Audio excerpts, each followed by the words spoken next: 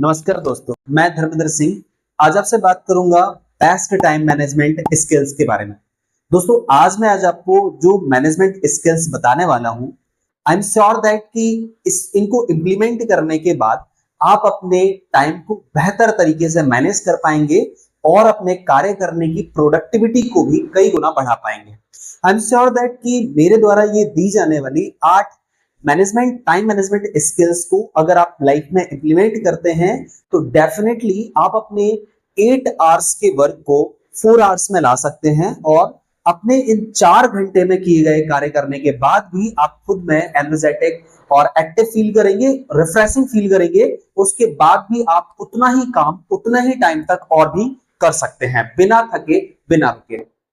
तो चलिए शुरू करते हैं आज के बेस्ट टाइम मैनेजमेंट स्किल्स में पहली स्किल के साथ। तो यहां पर हमारी जो पहली स्किल है वो है स्पष्ट रूप से अपने लक्ष्य को निर्धारित करें। और यहां पर इस पॉइंट में हम समझेंगे कि अपने लक्ष्य को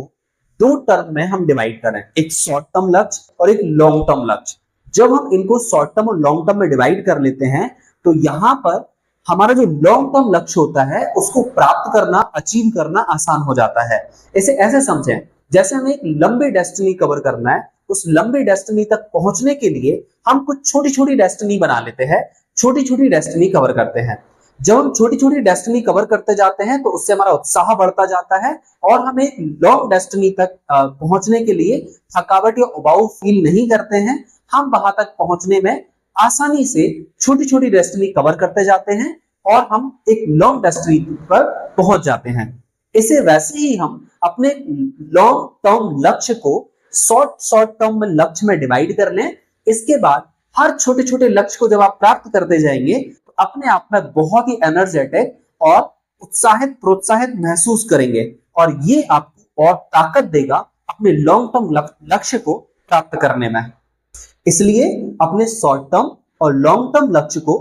अलग से एक पेज में लिख लें और वहां पर जो शॉर्ट टर्म लक्ष्य हैं उन पर काम करते चलें और धीरे धीरे अपने छोटे छोटे लक्ष्यों को प्राप्त करते चलें, जिससे कि हम अपने लॉन्ग टर्म लक्ष्य को आसानी से अचीव कर लें। इसके बाद दूसरी इंपॉर्टेंट स्किल है अपने कार्यों की प्राथमिकता तय करें। अपने काम को 2 पार्टों में बांट लें, एक अर्जेंट और दूसरा इंपॉर्टेंट। अर्जेंट काम को टाइम पर कंप्लीट करें और इंपॉर्टेंट काम को शेड्यूल कर लें।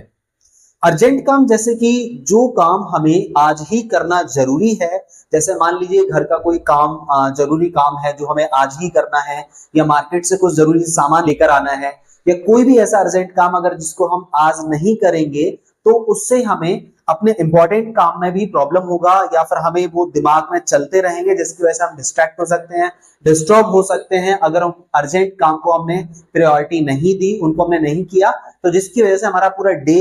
का शेड्यूल गड़बड़ हो सकता है, इंपॉर्टेंट काम ऊपर नीचे हो सकते हैं, या जिनसे हमें कोई प्रॉब्लम हो सकती है अगर उन अर्जेंट काम को हमने नहीं किया तो ऐसे काम जो जरूरी काम है, जो आज हमें करना ही चाहिए या कर लेना चाहिए, तो ऐसे अर्जेंट काम को हमें टाइम पर खत्म कर देना चाहिए और जिससे कि हम इंपॉर्टेंट काम पर अपना पूरा ध्यान, पूरा कॉन्सेंट्रेट कर सकें। तीसरी इंपॉर्टेंट स्किल है समय सारणी, अर्थात टाइम शेड्यूल, टाइम टेबल। तो यहां पर अपने टाइम टेबल को किसी अपनी पर्सनल डायरी या पॉकेट डायरी या डिजिटल डायरी में पूरा वीकली बेसिस पर या डेली बेसिस पर अपना टाइम टेबल बनाएं, अपना पूरा प्लान उसमें लिखें, जिससे कि हम अपने प्लान को दिमाग में रख सकें और उसको एक सही टाइम टेबल, एक सही टाइम पर धीरे धीरे करके अपने सारे काम को निपटा सकें, उन्हें खत्म कर सकें। तो यहाँ पर एक बहुत जरूरी स्किल है कि अपने पूरे वीकली या डेली प्लान को टाइम टेबल के हिसाब से उसे शेड्यूल करें और उसको फॉलो करें। चौथी इंपॉर्टेंट स्किल है समय सीमा निर्धारित करें। यहां पर हमारे प्रत्येक कार्य को एक निश्चित समय सीमा निर्धारित करें, जिससे कि हम उस कार्य को उसी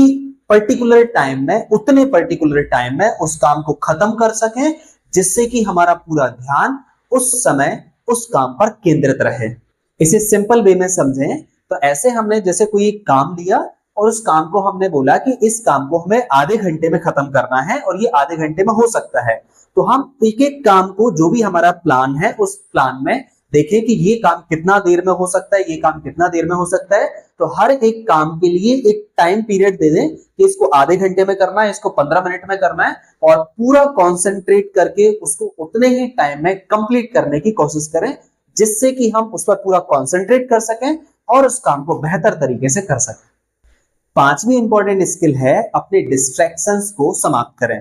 जब कोई आप काम कर रहे हैं तो उस समय आपको डिस्ट्रैक्ट करने वाले रीजन या चीजों को अपने पास ना रखें, और अगर हैं तो उन्हें कम या खत्म करने की कोशिश करें। जैसे मोबाइल फोन के नोटिफिकेशंस ऑफ रखें, जिससे काम करते समय आपका ध्यान भंग ना हो और आपका पूरा ध्यान अपने काम पर रहे, जिससे अपने काम को ठीक ढंग से समय पर कंप्लीट कर सकें। छठवीं इंपॉर्टेंट स्किल है ब्रेक लेना। अपने काम के बीच में छोटे छोटे ब्रेक लेना चाहिए। एक पोमोडोरो टेक्निक है जो ये कहती है कि हर 25 मिनट काम करने के बाद हम 5 मिनट का ब्रेक लें, लेकिन ये ध्यान रखें कि वो 5 मिनट का ब्रेक हम मोबाइल फोन के शॉर्ट्स, रील्स वगैरह देखने में ना लगाएं